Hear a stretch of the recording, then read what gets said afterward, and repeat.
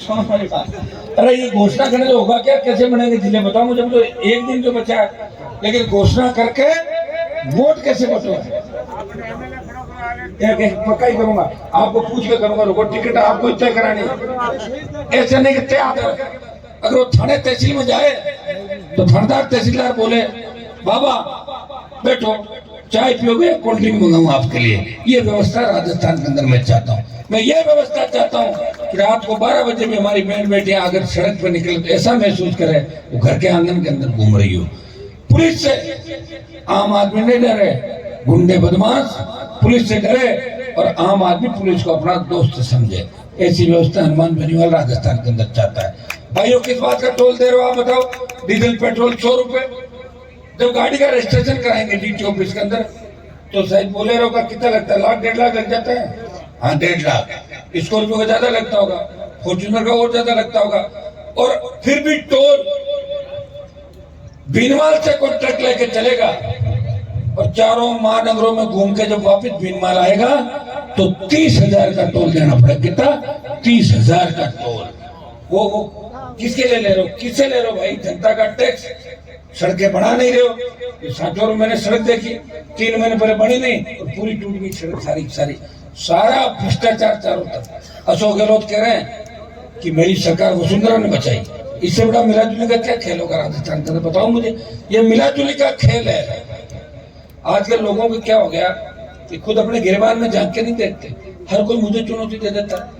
अरे मैंने कहा तुम्हारी औकात ही नहीं है कि मुझे चुनौती दे रहे हो। जो अपनी कॉन्स्टिट्यूएंसी में घूम रहा है मुझे क्या चुनौती दे रहा है? फर्स्ट बार कोई एमएलए बन गए किसी का आशीर्वाद से, वो रखे मैं हनुमान जी को चुनौती देता हूँ, सोचा ऐसा बयान देने से पॉपुलर हो जाएंगे।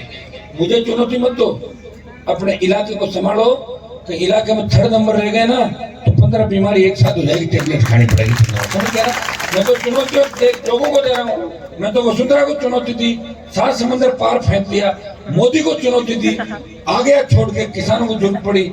गहलोत के बेटे को हरा के ये साबित किया कि हनुमान के फॉलोवर ताकतवर है, जिधर चलता है उधर चलता है। गहलोत के बेटे को हराया तो भाइयों हनुमान बेनीवाल को जो नेता बयानबाजी करके पॉपुलरिटी के लिए कि आरएलपी, अरे पार्टी तो बनाई, यहाँ तो 70 साल के अंदर लोग पाड़ा बदलते थे, पार्टियां बदलते थे।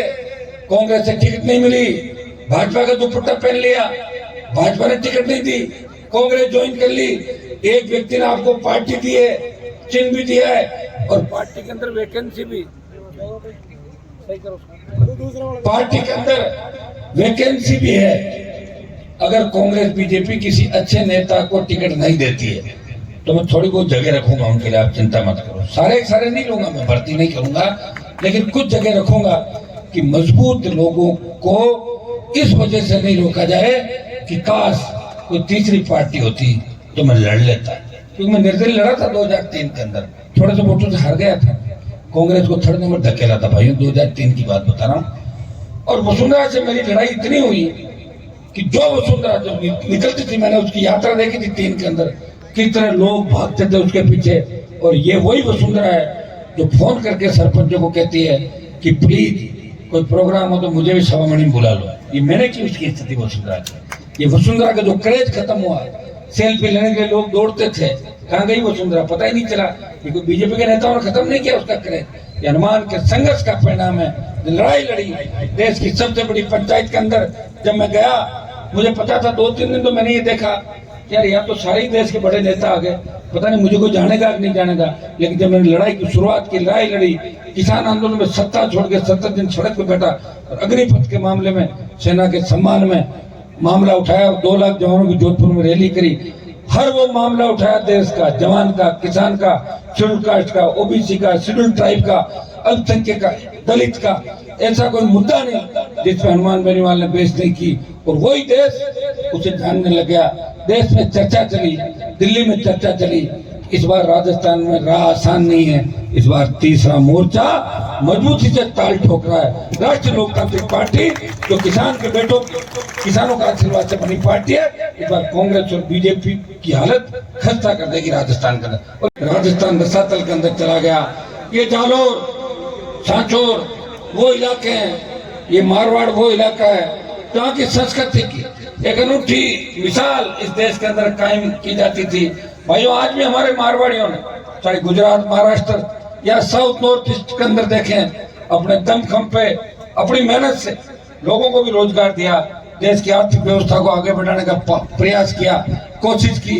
मैं जब मद्रास जाता हूँ, मैं सूरत जाता हूँ, बेंगलोर जाता हूँ, तब सारी जातियां वहां मिलके मेरा स्वागत करती है। लेकिन जैसे मैं राजस्थान वापिस आता हूँ, कितना जातीय जेर राजस्थान के अंदर, आप बताओ। दूसरे लोग लड़ नहीं रहे, जो लड़ता है उसके साथ नहीं, बैठे बैठे कह देते हैं वो तो जातिवाद करते हैं। मैं जातिवाद नहीं करता, मैं तो जातिवाद को खत्म करने के लिए आया हूँ राजस्थान।